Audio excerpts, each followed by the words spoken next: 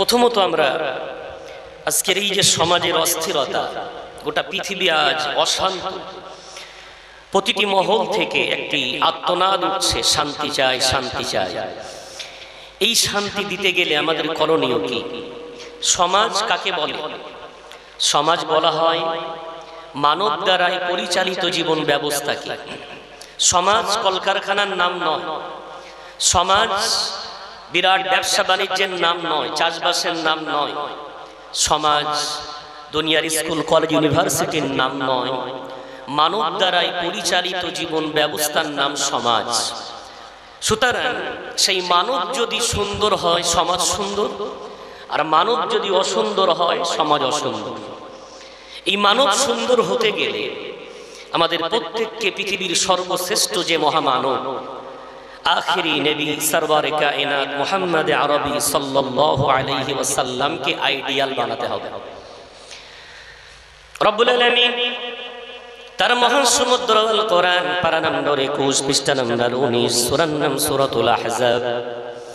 বিশ্বনবী হাবিবুল্লাহ জনাবে মুহাম্মদুর রাসূলুল্লাহ সাল্লাল্লাহু আলাইহি ওয়াসাল্লামের গুরুত্ব বোঝানোর জন্য আল্লাহ বললেন, লাকাদ কানা লাকুম ফি রাসূলিল্লাহি উসওয়াতুন হাসানাহ। ও পৃথিবীর মানব জাতি, আমি তোমাদের প্রত্যেকের জন্য আমার নবী মুহাম্মদ সাল্লাল্লাহু আলাইহি ওয়াসাল্লামের মধ্যে রেখে দিয়েছি উত্তম আদর্শ, উত্তম নমুনা। আমার রাসূলকে তোমরা উত্তম আদর্শ মেনে নাও, তবেই তোমরা উত্তম মানব হয়ে যেতে পারবে। জোরে বলি সুবহানাল্লাহ।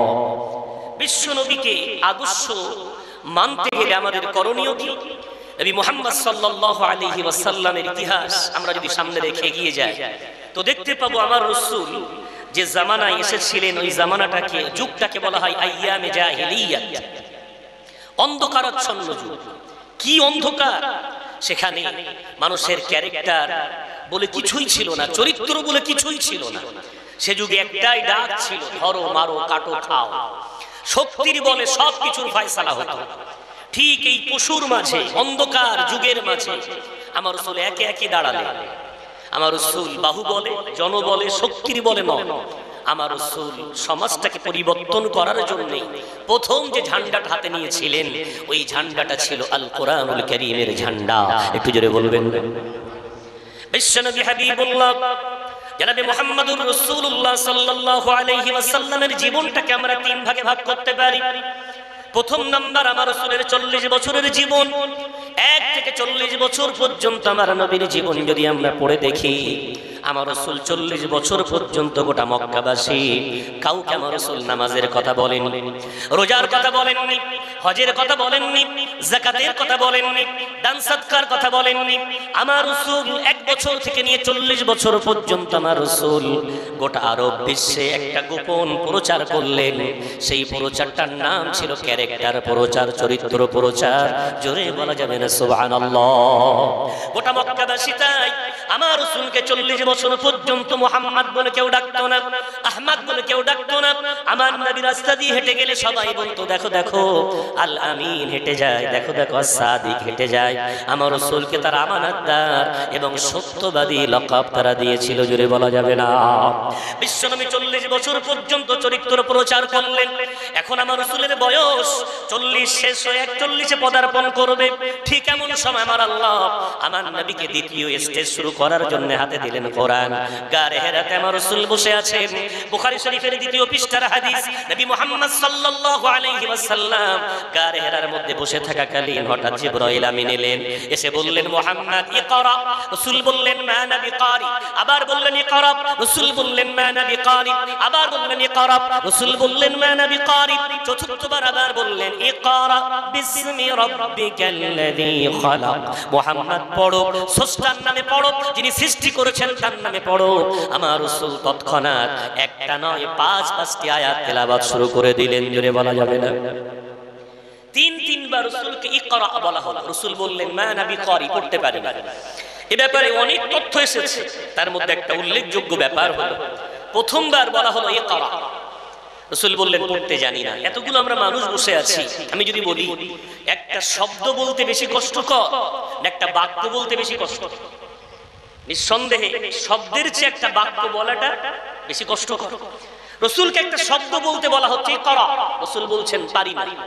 অথচ যখন একটা সেন্টেন্স বলতে বলা হচ্ছে, একটা পূর্ণ বাক্য বলতে বলা হচ্ছে, রাসূল পড়ে দিচ্ছেন ব্যাপারটা। মূলত এডুকেশন, নলেজ, শিক্ষা এটা প্রত্যেক যুগেই ছিল, কিন্তু আমার রাসূল একটা আলাদা শিক্ষা জাতিকে দিতে চাইছিলেন। ইকরা যখন জিবরাইল বলেছিলেন, সঙ্গে আর কিছুই ছিল না, শুধু পড়ো, রাসূল বললেন না।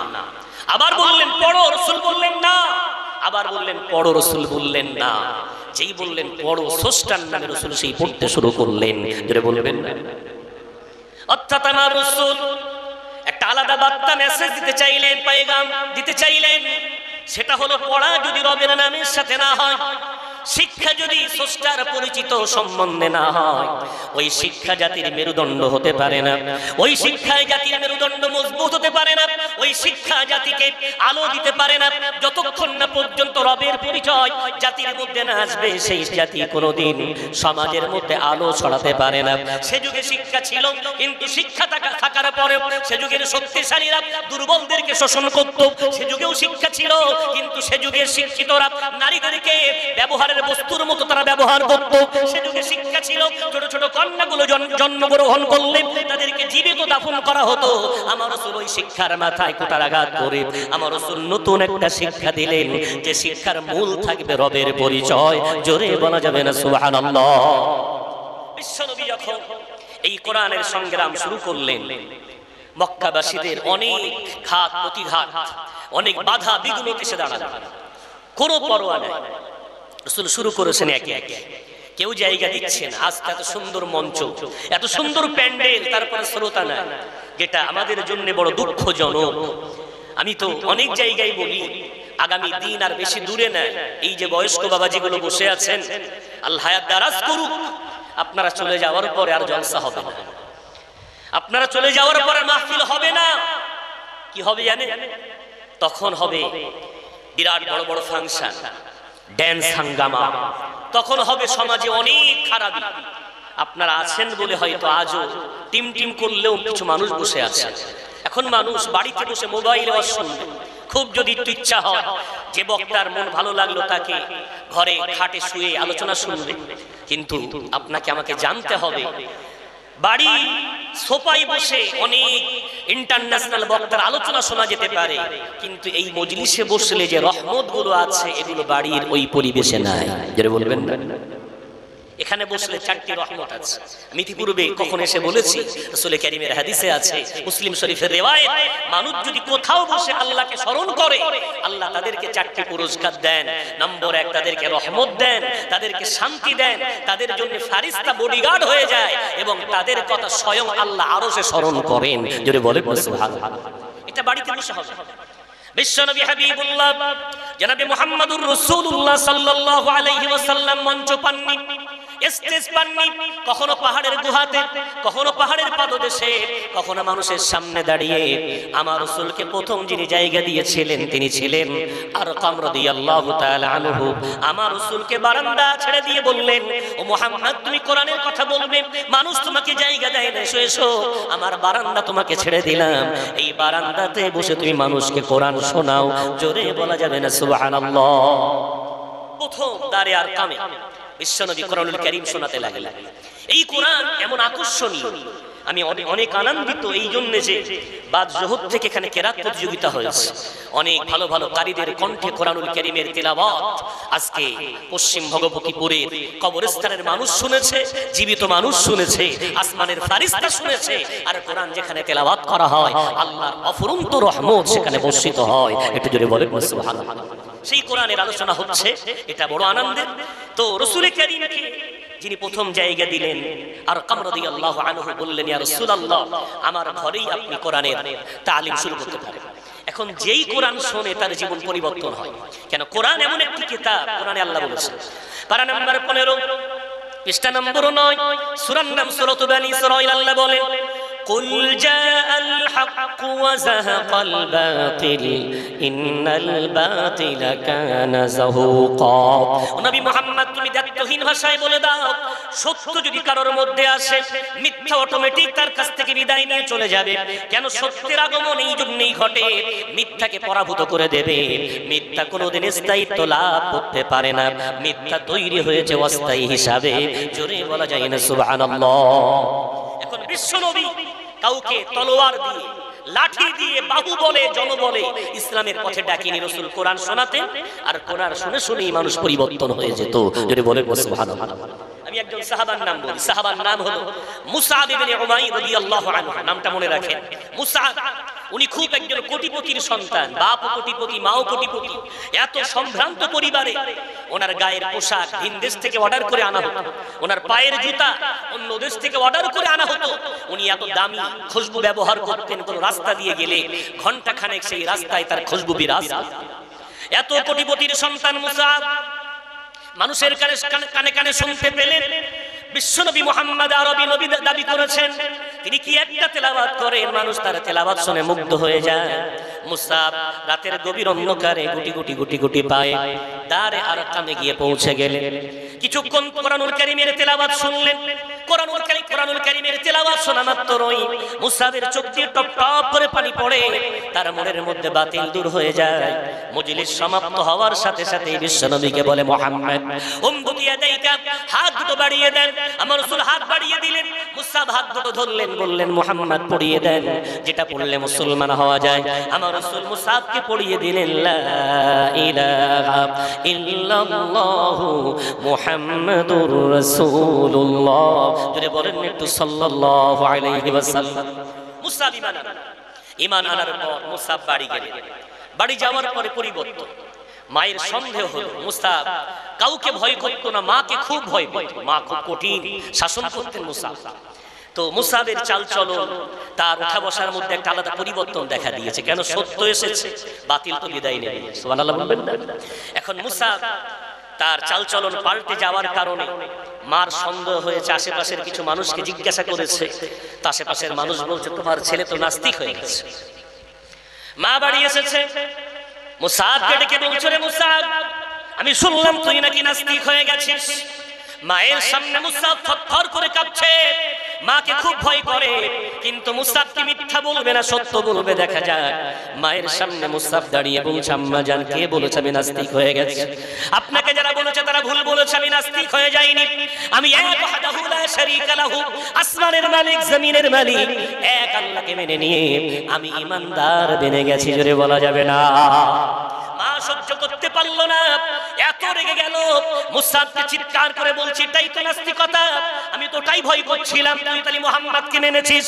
মুসআব রাদিয়াল্লাহু আনহু মাথা হেট করে দাঁড়িয়ে আছে। মা এত দয়ালু মা কিন্তু নিষ্ঠুর হয়ে গেল। মুসআবকে তার ঘরের মধ্যে বন্দী করে দিল, কয়েক রাত তাকে নির্জনে রেখে দিল, কয়েকদিন অনেক কষ্ট দিল। মুসআব সব কষ্ট সয়ে নিতে পারে, কিন্তু মুসআব আমার রাসূল থেকে দূরে থাকতে পারে না। বিশ্ব নবীকে একবার যে ভালোবাসবে, রাসূল থেকে তার দূরে থাকাটা অনেক কষ্টকর। যেটা বলবেন কেন জানেন? বিশ্ব নবীকে আল্লাহ কোরআনুল কারীমে কত মান দিয়েছে দেখেন।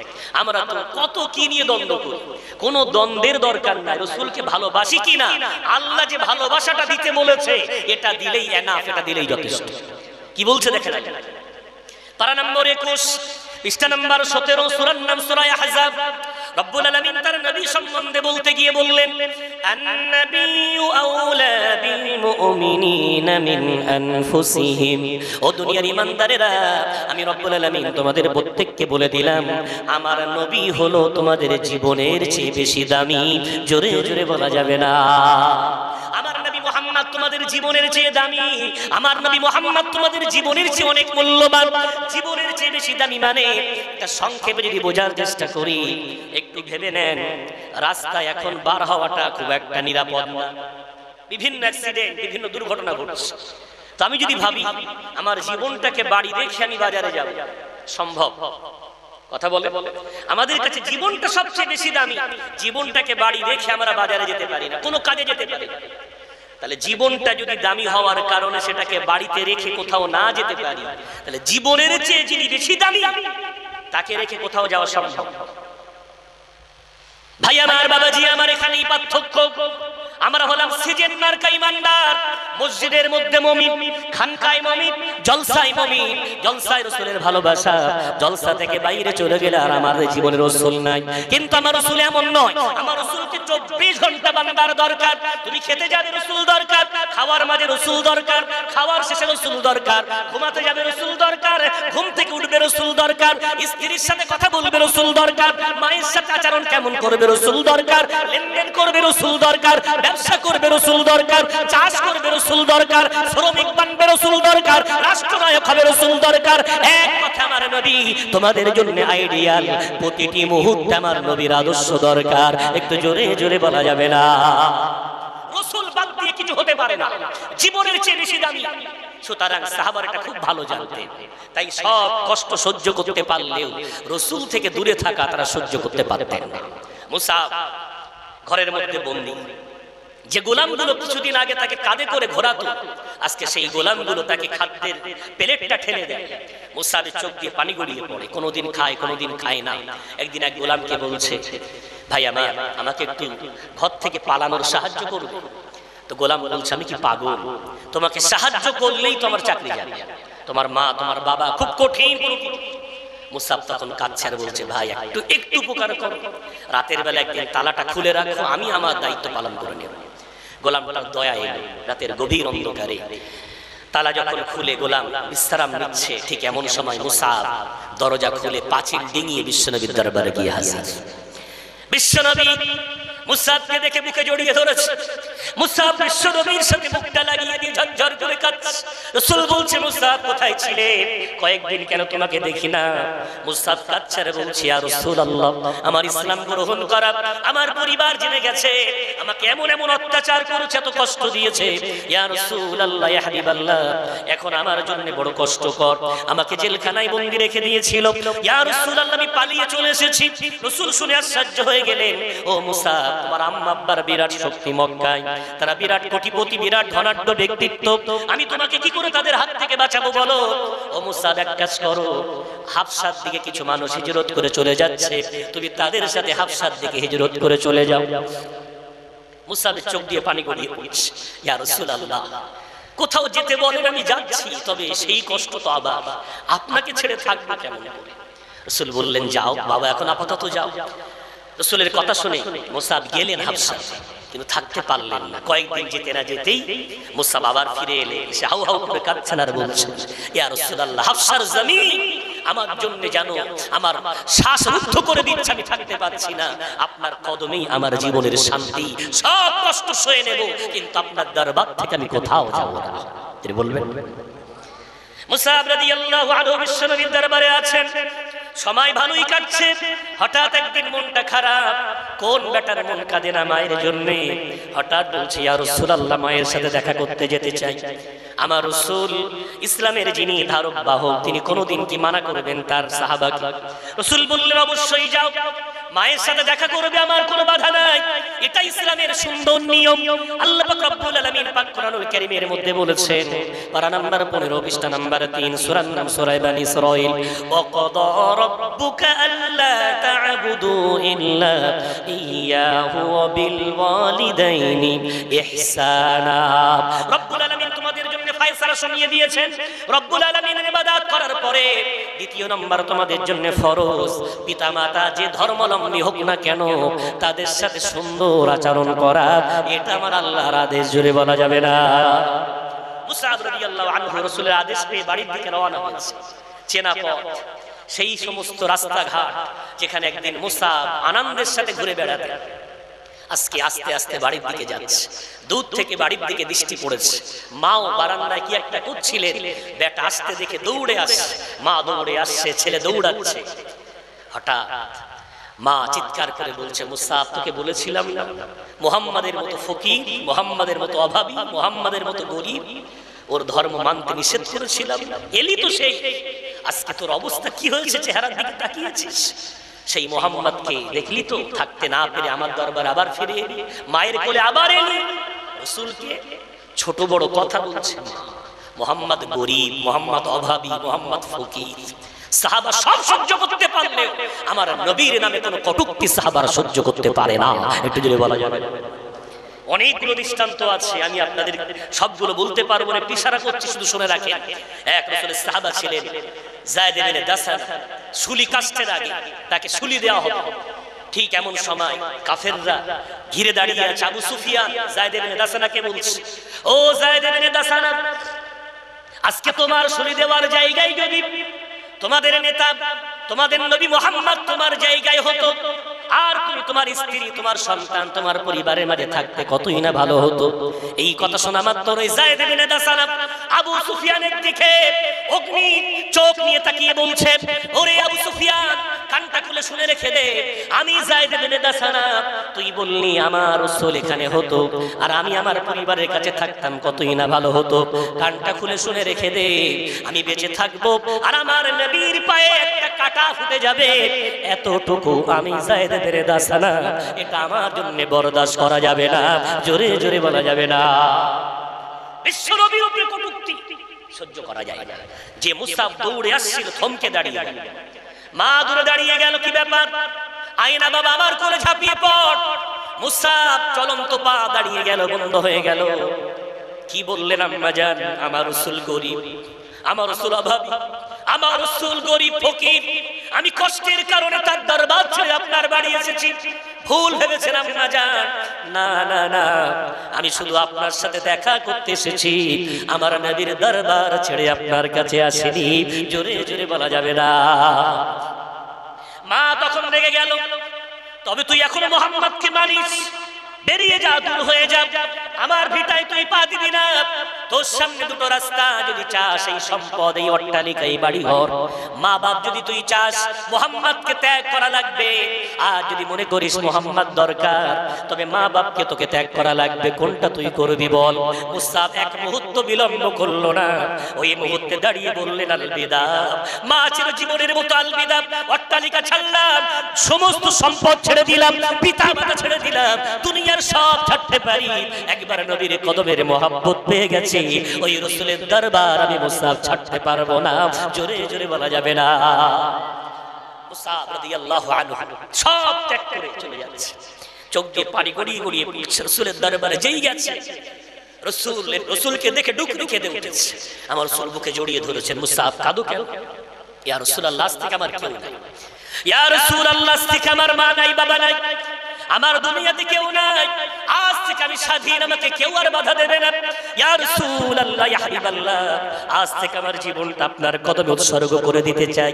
রাসূল শোনা মাত্রই আমার রাসূল বুকে খুব মজবুত করে চেপে ধরে বললেন, মুসাব, তুমি যদি ইসলামের জন্য সব ছাড়তে পারো, আমি তোমাকে পৃথিবীর বুকে চমকে দেব, জোরে বলা যাবে না, তোমাকে চমকে দেব।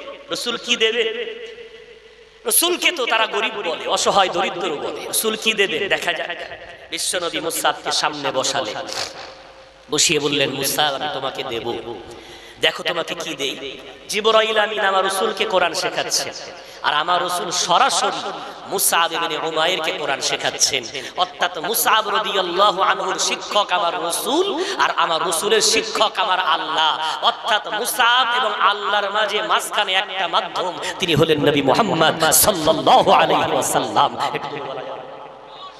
বিশ্বনবী হাবিবুল্লাহর জবান থেকে কোরআন শিখছেন। আমার আল্লাহ মক্কার জিন্দেগির কষ্ট আস্তে আস্তে সমাপ্ত করে দিল। এখন সুখের দিন আসতে চলেছে। মদিনা থেকে প্রথম 6 জন, পরের বছর 12 জন, তার পরের বছর 72 জন মদিনাবাসী বিশ্বনবীর কাছে বায়াত করেছে। এসে বলছে, মুহাম্মদ, জানি না আল্লাহ আপনাকে কবে হিজরত করার অনুমতি দেবেন। আপনি মদিনায় যাওয়ার আগে আপনার একজন প্রতিনিধি মদিনায় পাঠিয়ে দেন। ও মুহাম্মদ, আমার রাসূল তার প্রতিনিধি হিসাবে কাকে মদিনায় পাঠাবেন চিন্তা করতে লাগলেন। আমার রাসূল একটু চিন্তা করেই আবু বকর রাদিয়াল্লাহু আনহুর নাম তিনি উচ্চারণ করলেন না, ওমর ফারুকের নাম উচ্চারণ করলেন না। আমার রাসূল বললেন, মুসাব, বাবা মুসাব, এসো না বাবা, এসো। আমার প্রতিনিধি হিসাবে মদিনার মাটিতে আমার কদম পড়ার আগে তোমার কদম গিয়ে যেন মদিনার মাটিটাকে ধন্য করে দেয়। আমার রাসূল মদিনাবাসীর সাথে মুসাব ইবনে উমাইর রাদিয়াল্লাহু তাআলা আনহুকে নিজের প্রতিনিধি হিসাবে মদিনার জমিনে পাঠিয়ে দিয়েছিলেন। জোরে জোরে বলা যাবে না। মদিনার মাটিতে মুসাবের পাপ। কি করবেন মুসাব? মদিনার মাটি এমনি নরম। আনসার বিশ্বনবীর সাহায্যকারী সাহাবারা বিশ্বনবী যাওয়ার আগে মুসাব তাদের কাছে গিয়ে কোরআন শোনাতে লাগলেন। রাসূল যেটা মক্কায় করছেন ওই কাজটাই মুসাব মদিনায় গিয়ে করতে লাগলেন। মানুষ কোরআন শুনে শুনে দলে দলে মুসলমান হচ্ছে, যেটা বলা যাবে। একজন লিডার, নাম তার উসাইদ ইবনে হুযাইর, একটা বড় খানদানের তিনি লিডার। তাকে তার একটা খানদানের মানুষ এসে বলল, উসাইদ তুমি কি খবর পেয়েছো মক্কা থেকে মুহাম্মাদের একজন অনুসারী মদিনায় এসে কি একটা যে তেলাওয়াত করছে, মানুষ দেওয়ানা হয়ে সব ধর্ম পরিবর্তন করে মুহাম্মাদের ধর্ম মেনে নিচ্ছে। তুমি যদি অতি দ্রুত তার বিরুদ্ধে পদক্ষেপ না নাও তো আস্তে আস্তে কিন্তু গোটা মদিনার মানুষ সব অন্য ধর্মাবলম্বী হয়ে যাবে। উসাইদ বলছে তাই নাকি, এত মারাত্মক খবর? উসাইদ তাড়াতাড়ি করে ঘোড়ার পিঠে উঠে হাতে একটা লম্বা বর্শা নিয়ে, বর্শা তো বোঝেন, এই বর্শা হাতে নিয়ে দৌড়াচ্ছে। উসাইদ গোটা মদিনার অলিগলি তন্ন তন্ন করে খুঁজছে কোথায় সেই মুসাব। মদিনার বাজার ঘাট খুঁজলো, অলিগলি খুঁজলো, কোথায় পাওয়া যায় না। হঠাৎ দেখে মদিনার খেজুর বাগানে কিছু মানুষ বসে কি একটা পড়াশোনা করছে। সেখানে গিয়ে উসাইদ দাঁড়িয়ে গেল, ঘোড়ার পিঠে দাঁড়িয়ে চিৎকার করে বলছে, তোমাদের মধ্যে কেউ কে মুসাব আছে? মুসাব দাঁড়ালো, আমি জাহাপন, আমার নাম মুসাব। কোথা থেকে এসেছো? মক্কা থেকে এসেছি। কি করো তুমি? আমাকে মুহাম্মদ সাল্লাল্লাহু আলাইহি ওয়াসাল্লাম মক্কা থেকে মদিনায় পাঠিয়েছেন, মদিনাবাসী আমাকে এনেছেন, আমি এখানে মানুষকে আল্লাহর কিতাব কোরআনুল কারীমের তেলাওয়াত শোনাই। উসাইদ খুব ভয়ঙ্কর মেজাজ নিয়ে বলছে, সব চলবে না, তোমাকে সহজ সরল ভাষায় বলছি, অতি দ্রুত তোমার ঝোলা পুটলি নিয়ে মক্কায় চলে যাও, অন্যথায় তোমার বিরুদ্ধে কঠিন পদক্ষেপ নিতে বাধ্য হব। একদম সব। মুসাব শোনার পরে খুব অনুনয় বিনয়, খুব নরম সুরে বললেন, জাহাপনা আপনার বলা শেষ? বলে হ্যাঁ, আমি কিছু বলতে পারি। জাহাপনা একটু শোনেন, আমি যে কোরআনুল কারীমের তেলাওয়াত করছি আমি একটু আপনাকে শোনাতে চাই। যদি কিছু মনে না করেন আমার তেলাওয়াতটা একটু শোনেন। আমার তেলাওয়াতের মধ্যে কোনো কিছু অসামঞ্জস্যতা যদি মনে হয়, কোনো ভুল কিছু মনে হয়, আমার তেলাওয়াত সমাপ্ত হওয়ার সাথে সাথে আমাকে বলবেন। আপনি বলা মাত্র আমি মদিনা ছেড়ে মক্কার পানে চলে যাব। আর আমার তেলাওয়াত করার পরে যদি আমার তেলাওয়াতের মধ্যে সত্য কিছু আছে বলে মনে হয়, আমি আপনাকে মুসলমান হতে বলবো না, তবে ভাবনা চিন্তা করার দায়িত্ব আপনার। একটু দেখেন না আমার তেলাওয়াত একটু শোনা যায় কিনা, জোরে জোরে বলা যাবে না। উসাইদ বলছে ঠিক আছে, তেলাওয়াত করো। ইতিপূর্বে উসাইদ শুনে রেখেছিল কোরআনুল কারীমের যেখানে তেলাওয়াত হয় সেখানে জাদুর মতো আসর হয়। তো ওই জায়গায় গেল না, দূরে বসে বল্লমটা বর্ষাটা মাটিতে পুঁতে দিয়ে বর্ষার যে লাঠিটা হয় ওটা ধরে উবু হয়ে বসলো একটু দূরে। মুসাব রাদিয়াল্লাহু আনহু তেলাওয়াত শুরু করলেন। যেই কোরআনুল কারীমের তেলাওয়াত শুরু করেছে, এই তেলাওয়াত জান্নাতি তেলাওয়াত, কেন তেলাওয়াত আমার রাসূল তাকে শিখিয়েছিলেন। মুসাব যখন তেলাওয়াত শুরু করেছে, উসাইদের চোখের পলক ভেদ করে টপ টপ টপ টপ করে পানি বার হওয়া শুরু হয়ে গেছে। সুবহানাল্লাহ বলবেন। উসাইদের চোখ দিয়ে পানি পড়ছে দেখে মুসাব আরো সুন্দর তেলাওয়াত করছে। কিছুক্ষণ তেলাওয়াত করার পর যেই বলেছে সাদাকাল্লাহুল আযীম, এরপরে মুসাব তাকিয়ে আছে উসাইদের দিকে, দেখি কি করে। উসাইদ বর্ষাটা মাটি থেকে তুললো, এত গম্ভীর মেজাজ নিয়ে আসার পরে পুরো শান্ত, কিছুই বলে না, আস্তে আস্তে ঘোড়ার পিঠে উঠে চলে যায়। সাথীরা বলছে কি ব্যাপার মুসাব এলো খুব হামবেদাম্বি করে, খুব রাগ করে, খুব মেজাজ নিয়ে, কিন্তু চলে যাচ্ছে, কিছুই তো বলছে না। মুসাব বলছে যেতে দাও, কিছুই বলো না। আবার তেলাওয়াত শুরু করেছেন সাথীদের নিয়ে। ওদিকে চলে যাওয়ার কিছুক্ষণ পর মুসাব রাদিয়াল্লাহু আনহু হঠাৎ খেয়াল করছেন পিছন দিকে কেউ যেন একটা হেঁটে হেঁটে আসে। গর্দান ঘুরিয়ে তাকালেন, চমকে গেলেন, কি ব্যাপার? পিছনে দাঁড়িয়ে আছে সেই উসাইদ, একটু আগে যিনি কোরআন বন্ধ করার জন্য ঘোড়ার পিঠে বিরাট বাহাদুর সেজে বিরাট গরম মেজাজ নিয়ে এসেছিলেন, তিনি পিছনে দাঁড়িয়ে আছেন। চুল দিয়ে টপ টপ করে পানি পড়ছে, আর কপাল দিয়ে ঈমানের নূর যেন চমক দিচ্ছে। একটু জোরে জোরে বলা যাবে না। মুসাব রাদিয়াল্লাহু আনহু গর্দান ঘুরিয়ে বলে, ও উসাইদ কি ব্যাপার? আপনি আবার সামনে দিয়ে না এসে পিছন থেকে কেন এলেন? আপনার চুল দিয়ে কেন পানি টপ টপ করে পড়ে? উসাইদ তখন বলতে শুরু করলো, ওরে মুসাব তুমি যখন কোরআন তেলাওয়াত করলে, আমি একজন খানদানের লিডার, আমি আরবি ভাষা খুব সুন্দর বুঝি। তুমি যত তেলাওয়াত করছিলে আমার মনের মধ্যে আকাশ পাতাল হয়ে যাচ্ছিল। আমি বারবার আমার মনকে প্রশ্ন করছিলাম, দুনিয়ার কোন আরবি কবিতা, দুনিয়ার কোন আরবি সাহিত্য এত দামি হতে পারে না। আমি যত শুনলাম আমার মন বারবার সাক্ষ্য দিল এটা দুনিয়ার মানুষের কালাম নয়, এটা অবশ্যই আসমানি কিতাব আল্লাহর কোরআন। আমার মন এটা বিশ্বাস করে নিয়েছে, জোরে জোরে বলা যাবে না। আমি ওই জন্যে আমি ওখান থেকে আর কোনো কথা না বলে উঠলাম, আমি গোসল করলাম, পাক পবিত্র হলাম, হয়ে আমি নিজে তোমার কাছে এলাম। কেন পিপাসিত মানুষকে কলের কাছে যেতে হয়, কল কোনোদিন পিপাসিত মানুষের কাছে যায় না।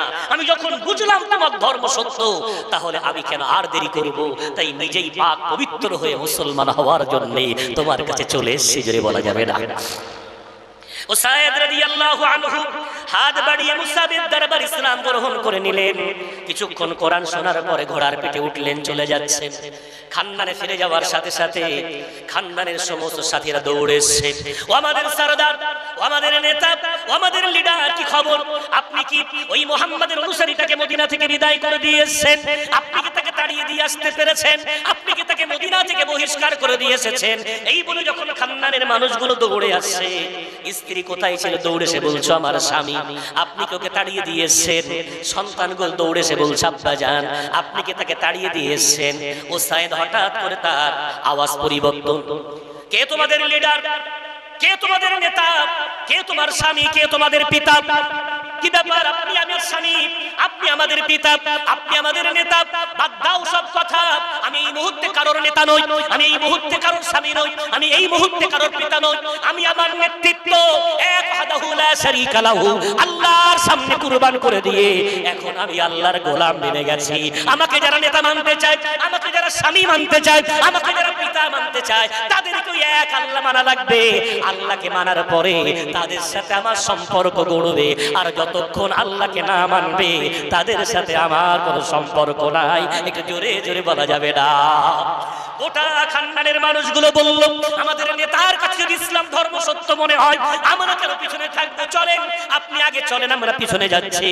এই বলে উসাইদ আগে দিলেন, আর গোটা খানদানের মানুষ একসাথে এসে মুসাব রাদিয়াল্লাহু তাআলা আনহুর কাছে বসে ইসলাম ধর্ম অনুসরণ করে নিল। জোরে জোরে বলা যাবে না। ভাই আমার, বাবাজি আমার, তাহলে বিশ্বনবী হাবিবুল্লাহ জনাবে মুহাম্মদুর রাসূলুল্লাহ সাল্লাল্লাহু আলাইহি ওয়াসাল্লাম অন্ধকার যুগটাকে পরিবর্তন করার জন্য হাতে কোনো তলোয়ার নেননি, কোনো হাতিয়ার ধরেননি। অন্ধকার যুগটাকে পরিবর্তন করেছিলেন কোরআনুল কারীমের তেলাওয়াত দ্বারা। যেটা বলবেন এখন আমি জানি না আপনার এলাকার অবস্থা কি। ওই কোরআনটাকে আমরা কি করেছি?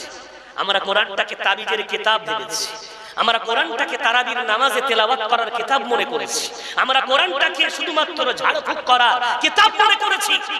আল্লাহি, আল্লাহর কসম খেয়ে বলছি, কোরআন শুধু তারাবির নামাজে শোনানোর জন্য নয়, কোরআন শুধু মাইয়িতের মাথার কাছে পড়ার জন্য নয়, কোরআন শুধু তাবিজের কিতাব নয়, কোরআন হলো হুদাল লিন-নাস, কোরআন হলো মানব জাতির পথের দিশারি। একটু জোরে বলবেন। পারা নাম্বার 2, পৃষ্ঠা নম্বর 7, সূরার নাম সূরাতুল বাকারার মধ্যে আল্লাহ বলেন, শাহরু রমাদানাল্লাযী উনজিলা ফীহিল কুরআনু হুদাল লিন-নাস। মাহে রমাদানে আমি আল্লাহ কোরআন নাযিল করলাম। কেন জানো?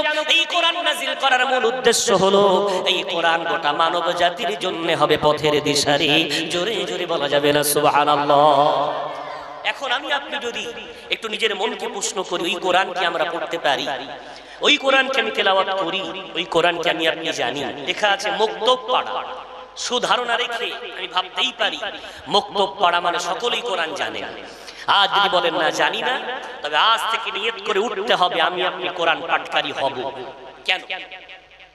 কোরআনুল কারীম যে জানে তার জীবনের সবচেয়ে বড় আনন্দের বিষয় কোরআন পাঠকারী হয় আল্লাহর বন্ধু। জোরে বলবেন সুবহানাল্লাহ। আসমানি কিতাব 4টি আল্লাহ নাযিল করেছেন, জাবুর, তাওরাত, ইনজিল, আল কোরআন। 4টি আসমানি কিতাব। অনেক ছোট ছোট সহিফা নাযিল করেছেন। একটি হাদিসে আছে, যদিও বর্ণনাকারী একটু দুর্বল, তবে হাদিসটা এমন, জান্নাতি জান্নাতে যাওয়ার পর আল্লাহ তাদেরকে দিদার দিবেন। সুবহানাল্লাহ বলেন। আল্লাহ তার নুরানি তাজাল্লি, তার আপন রূপ বা জান্নাতীদেরকে দেখাবে। দেখানোর পর আল্লাহ বলবেন, আমি তোমাদেরকে এখন একটা সুন্দর টোন শোনাবো, মিউজিক শোনাবো। প্রথম আল্লাহ দাউদ আলাইহিস সালাতু ওয়াস সালামকে ডাকবেন, ও দাউদ, জাবুর তেলাওয়াত করো। দাউদ নবীর কণ্ঠ অনেক সুন্দর, দাউদ নবী জাবুর তেলাওয়াত করবেন। এরপরে মুসা নবীকে তাওরাত তেলাওয়াত করতে বলা হবে, ঈসা নবীকে ইনজিল তেলাওয়াত করতে বলা হবে, আমার নবী মুহাম্মদ সাল্লাল্লাহু আলাইহি ওয়াসাল্লামকে কোরআন তেলাওয়াত করতে বলা হবে। প্রত্যেকেই তেলাওয়াত করবেন, জান্নাতীরা তেলাওয়াত শুনে বেহুশ হয়ে যাবে। সর্বোপরি আমার আল্লাহ তেলাওয়াত করবেন কোন কিতাব? জাবুর না, তাওরাত না, ইনজিল না। আমার আল্লাহ জান্নাতীদেরকে যেদিন কোরআন শোনাবেন, আমার আল্লাহ নিজে তেলাওয়াত করবেন সূরাতুর রহমান। আমার আল্লাহ নিজে জান্নাতীদেরকে কোরআন শোনাবেন, জোরে বলা যায় না। ওই জন্য যারা কোরআন তেলাওয়াত করতে পারে তারা হলো সর্বপ্রথম আল্লাহর বন্ধু বেনে যায়। নাম্বার 2, যারা কোরআন তেলাওয়াত করতে পারে এরা হলো জিবরাইল আমিনের বন্ধু বেনে যায়। এত আকাশের ফারিস্তা, অগণিত ফারিস্তা, কোন ফারিস্তাকে আল্লাহ কোরআন তেলাওয়াত করার অনুমতি দেননি। মিকাইলকে না, ইসরাফিলকে না, মালাকুল মউতকে না, একমাত্র অনলি ফর একজনকে কোরআন তেলাওয়াত করার অনুমতি দিলেন। তিনি হলেন সাইয়্যিদুল মালাইকা, গোটা ফারিস্তাদের লিডার জিবরাইল আমিনকে আল্লাহ বললেন, জিবরাইল আমার কোরআন তেলাওয়াত করো আর আমার হাবিবকে গিয়ে গিয়ে শুনিয়ে এসো। জোরে জোরে বলা যাবে না। ওই জন্য যারা কোরআন তেলাওয়াত করতে পারে এরা আল্লাহর পরে জিবরাইল আমিনের বন্ধু হয়ে যায়। নাম্বার 3, আসমান থেকে আল্লাহ যখন কোরআন দুনিয়ার বুকে পাঠালেন, আদম নবীকে দিলেন না, নূহ নবীকে দিলেন না, ইব্রাহিমকে দিলেন না, ইসমাঈলকে দিলেন না, ইসহাককে দিলেন না, জাকারিয়াকে দিলেন না, মুসা ঈসা আলাইহিমুস সালাতু ওয়াস সালাম 1,24,000 নবী রাসূল কাউকে দিলেন না। একজনকে দিলেন হাবিবুল্লাহ জনাবে মুহাম্মদুর রাসূলুল্লাহ সাল্লাল্লাহু আলাইহি ওয়াসাল্লামকে। ওই জন্য দুনিয়ার কোন বান্দা যদি কোরআন তেলাওয়াত করতে পারে 3 নম্বর তার বন্ধু নবী মুহাম্মদ সাল্লাল্লাহু আলাইহি ওয়াসাল্লাম বেনে যায়। জোরে জোরে বলা যাবে না। এখন এই কোরআন আপনি তেলাওয়াত করবেন না করবেন না, প্রথমত আমাকে আপনাকে ভুল বোঝানো হয়েছে। কোরআন অনেক কঠিন, খবরদার ধারে পাশে যেও না। অনেক আমার মুসলমান ভাই বাবাজি আছে, আমি জলসাতে মাঝে মাঝে প্রশ্ন করি, আজকে প্রশ্ন এই জন্য করছি না, জনসংখ্যা কম, আবার প্রশ্ন করে উঠে পালাতে পারে, ওই ভয়ে আমি প্রশ্ন না করে শুধু আমি আমার আলোচনাই করে যাচ্ছি। অনেক জায়গায় প্রশ্ন করি, ভাই জীবনে কবার কোরআনে হাত দিয়েছে? তো কোনো ভাই হাত তুলে বলে, হুজুর একদিন স্ত্রীর সাথে আমার ঝগড়া হচ্ছিল, ও আমাকে বলল তুমি সত্য বলছো না মিথ্যা বলছো, কোরআনে হাত দিয়ে বলতে পারবে? ওই একদিন কোরআনে হাত দিয়ে কসম খেয়ে বলেছিলাম আমি সত্য বলছি। এই ছাড়া জীবনে কোনোদিন কোরআনে হাত দেই, অর্থাৎ কোরআন ধরতে ভয় পায়। আহারে ও মুসলমান বাবাজি আমার, ভাই আমার, শ্রদ্ধা ভাজন আজকের শ্রোতা মণ্ডলী আমার, কোরআনুল কারীম অনেক সহজ। কিসের জন্য? পারা নম্বর 27, পৃষ্ঠা নম্বর 8, সূরার নাম সূরাতুল কমারের মধ্যে আল্লাহ বলেন, ওয়ালাকাদ ইয়াসসারনাল কুরআনা লিযিকর। আমি আল্লাহ কোরআনটাকে স্টাডি করার জন্য, তেলাওয়াত করার জন্য, পড়ার জন্য আমি আল্লাহ অনেক সহজ এবং সরল করে দিয়েছি। জোরে জোরে বলা যাবে না। কোরআনের সারথ্য বোঝা, কোরআনের শানে নুজুল বোঝা, কোরআনের আয়াতের সুন্দর তত্ত্বপূর্ণ ব্যাখ্যা বোঝা, এগুলো কঠিন হতে পারে, কিন্তু তেলাওয়াত করা সহজ। তেলাওয়াত কঠিন নয়, কঠিন নয়। তেলাওয়াত যে ইচ্ছা সেই করতে পারে, জোরে বলা যায় না। এখন আমি আপনাদের কাছে একটা অনুরোধ করব, সেটা হলো জীবনে অনেক কিছু করাই করলেন যা জীবনে কল্পনা করেননি। আমার অনেক দাদু আছেন, বাবু আছেন, জীবনে ভেবেছিলেন এখান থেকে 30 বছর 40 বছর আগে যে মোবাইলের দ্বারা বিদেশের কোন সন্তানের সাথে সামনাসামনি কথা হবে, কল্পনাও করেন, অথচ সেগুলো দেখতে পাচ্ছেন। এখন হাতে মোবাইল আছে, তাহলে এই যে দূরত্ব কাছে হয়ে যেতে পারে, মোবাইল কন্ট্যাক্ট করে, দূরের সম্পর্ক কাছে করে। ঠিক তদ্রূপ আল্লাহ একটা মোবাইল, উদাহরণস্বরূপ আমি বলতে পারি মোবাইলের মতো বস্তু অনেক আগে দিয়ে রেখেছেন, সেটার নাম হলো কালামুল্লাহ। এর বলবেন পৃথিবীতে একজন নবী ছিলেন মুসা কালিমুল্লাহ, আল্লাহর সাথে কথা বলতেন, তাই তাকে বলা হয় কালিমুল্লাহ। আর আল্লাহ উম্মতে মুহাম্মাদীকে ভালোবেসে কালামুল্লাহ দিয়ে বললেন, তুমি যখনই কোরআন পড়বে তুমি হবে কালিমুল্লাহ, আল্লাহর সাথে কথোপকথনকারী। একটু জোরে বলবেন। আমি যদি বলি দিনে কবার আল্লাহর সাথে কথা বলেন, বলবেন হুজুর কথা বলা হয় না, কথা বলি না, কোরআন পড়ি না। আল্লাহ কিয়ামতের দিন যদি বলে, ও দুনিয়ার বান্দারা সারা জীবন মোবাইলে কত মানুষের সাথে কন্ট্যাক্ট করলে আমার সাথে কি একটু কন্ট্যাক্ট করতে ইচ্ছা হলো না? মোবাইলের দাম অনেক বেশি, কোরআনের দাম মাত্র 350 থেকে 500 টাকা। আগামীকাল একটা কোরআন কিনে নেন, নিজের একটা কোরআন থাকুক। দুনিয়া থেকে একদিন চলে যাবেন, আপনি ইন্তেকাল করার পরে আপনার আত্মীয়রা আপনাকে দেখতে আসবে, এসে দেখবে আপনার বাইক এক সাইডে পড়ে আছে, আপনার খাট একদিকে পড়ে আছে, আপনার এসি একদিকে পড়ে আছে, আপনার চশমা ঘড়ি অপর দিকে পড়ে আছে, আপনার ঘরটা কত সুন্দর সাজানো সব আপন জায়গায় পড়ে আছে। সব দেখবে আর বলবে দেখো কত শৌখিন মানুষ ছিল, জীবনে কত কি করাই করেছে। জীবনে একটা কোরআন যদি না কিনতে পারেন, সব আছে আপনার একটা কোরআন নাই। একটা কোরআন কেনেন, ওটা আপনার স্পেশাল কোরআন, 500 টাকা নিক, 1000 টাকা নিক। আগামীকাল কোরআন কেনার পরে আপনি বলবেন হুজুর আমি করব কি, আমি রাস্তা বলে দেব। রাস্তাটা তো সহজ রাস্তা। আগামীকাল কোরআন কিনে প্রতিদিন একটা সময় কোরআন পড়বেন। হুজুর আমি তো আরবি জানি না, কোনো সমস্যা নাই। আরবি জানেন না তো কি হয়েছে, তাও কোরআন পড়তে পারবেন। জোরে বলবেন। ভয় খাওয়ার দরকার নাই, সাহস যোগান।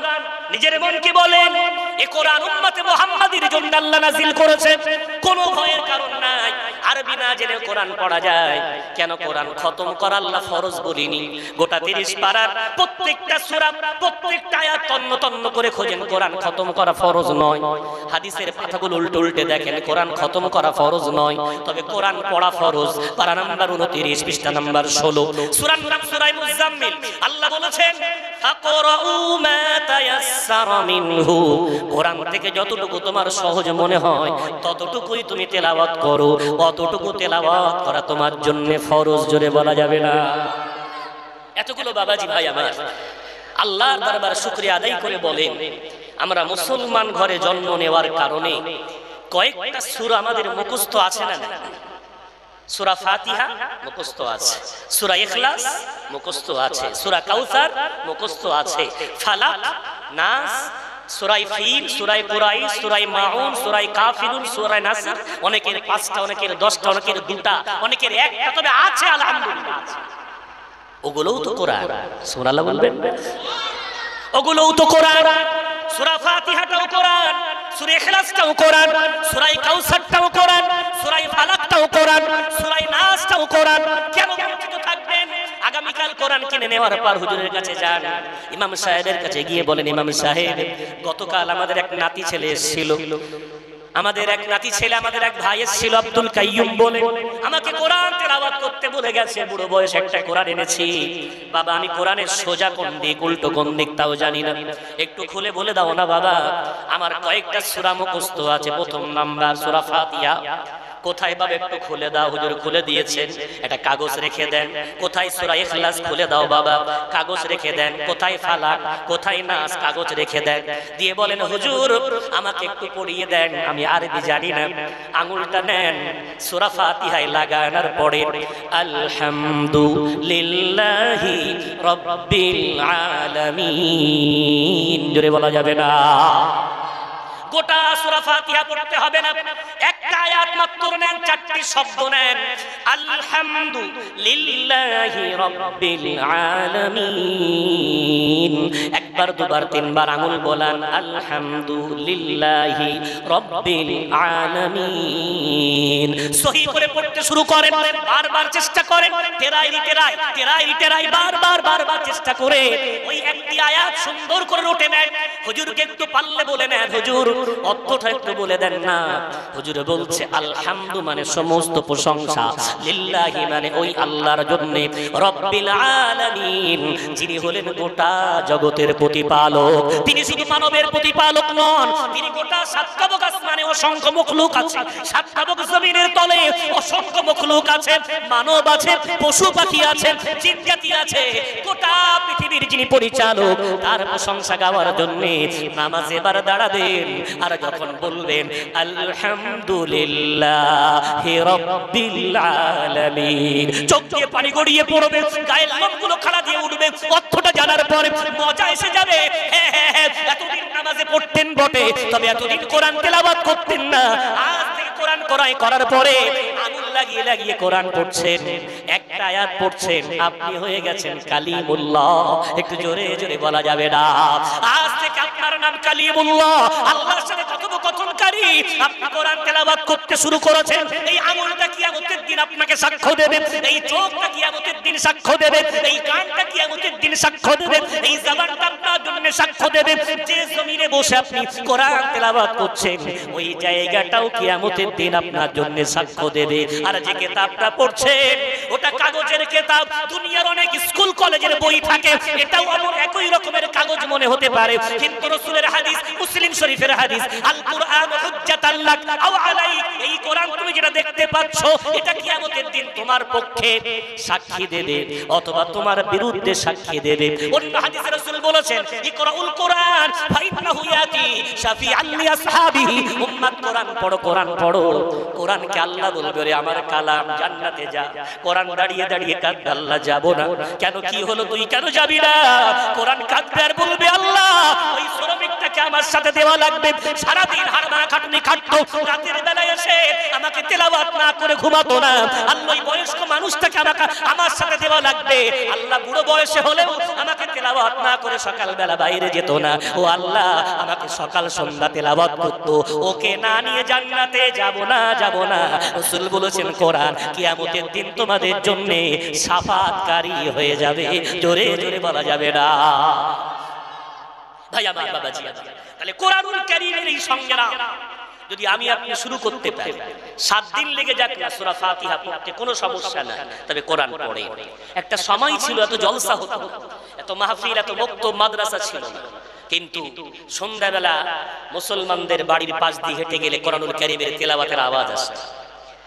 ফজরের নামাজের পরে মুসলমান পাড়া দিয়ে গেলে কোরআন তেলাওয়াতের আওয়াজ আসে। আমরা তো এই কবিতা শুনতে শুনতে বড় হয়েছে। না ছাড়বো না কোরআন, না ছাড়বো হিন্দুস্তান, না ছাড়বো না কোরআন, না ছাড়বো হিন্দুস্তান, জন্মভূমির ভালোবাসা আমাদের ঈমান, জন্মভূমির ভালোবাসা আমাদের ঈমান। জোরে বলবেন না? আমরা তো ছোট্টবেলা থেকে এই কবিতা শুনতে শুনতে বড় হয়েছে।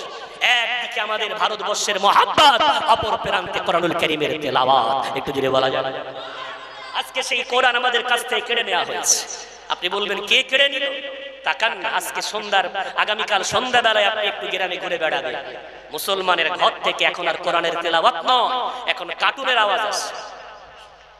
ফজরের নামাজের পরে মুসলমানের বাড়ির পাশ দিয়ে হেঁটে গেলে কোরআনের তেলাওয়াত নয়, এখন ঘুমানো, নাক ডাকানোর আওয়াজ আসে।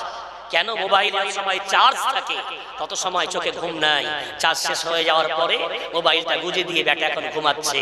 বলে হুজুর সবকিছু পরিবর্তন হচ্ছে, ভারতবর্ষের কত কি আইন পরিবর্তন হয়ে গেল, ফজরের নামাজটা একটু পাল্টে 8টার দিকে করা যায়। কথা বুঝতে পারছেন? জি বাবাজি আমার, আসেন আমরা যদি এই কোরআনটাকে আবার মজবুত করে আমার রাসূলের পৃথিবীর পরিবর্তনের প্রথম ঝান্ডাটাকে হাতে তুলে নিই, প্রথম সাহায্য আল্লাহর তরফ থেকে আবার আসা শুরু হবে। যেটা বলবেন না? তাহলে সমাজের মধ্যে আমার আদর্শ সমাজ গঠন করতে হলে আমরা পৃথিবীর শ্রেষ্ঠ মহামানব বিশ্ব নবীকে ফলো করব, আর রাসূল কারীম যে জিনিস দিয়ে জীবন শুরু করেছিলেন ওই কোরআনুল কারীমটাকে আবার আমাদের জীবনের সাথী বানাবো। একটু জোরে বলা যাবে? নাম্বার 2, নবী করিম সাল্লাল্লাহু আলাইহি ওয়াসাল্লাম 53 বছর মক্কাতে থাকলেন।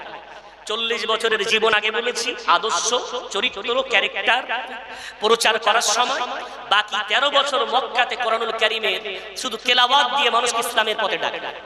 এরপরে আমার রাসূল বাকি 10 বছর 53 থেকে 63 আমার রাসূল কি করলেন? হিজরত করলেন। হিজরত করে যখন যাচ্ছেন প্রতিমধ্যে একটা মসজিদ বানালেন।